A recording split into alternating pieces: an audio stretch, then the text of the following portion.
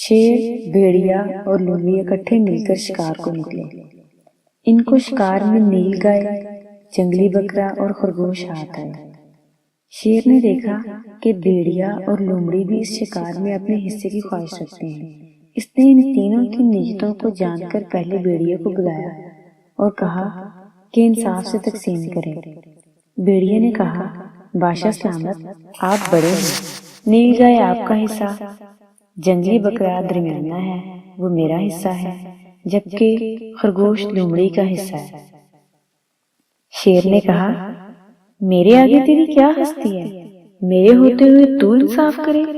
اس نے بھیڑیے کو قریب بلا کر اس زور سے پنجہ مارا کہ وہ فوراً ہلاک ہو گیا۔ اس کے بعد اس نے لومڑی کو بلایا اور تقسیم کے لیے کہا۔ لومڑی نے باادب ہو کر کہا، جناب، تقسیم کیسے؟ یہ نیل گائے آپ کا صبح کا ناشتہ ہے، جنگلی بکرا دوپہر کو، اور خرگوش آپ رات کو کھا لیجیے گا۔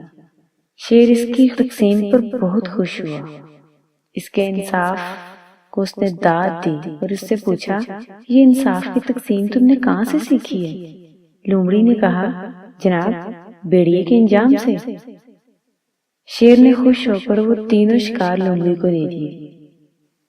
مطلب یہ، دوسروں کے انجام سے عبرت حاصل کرنا عقل مندوں کا شیوا ہے۔ یہ ان کو انجام بد سے بچا لیتا ہے۔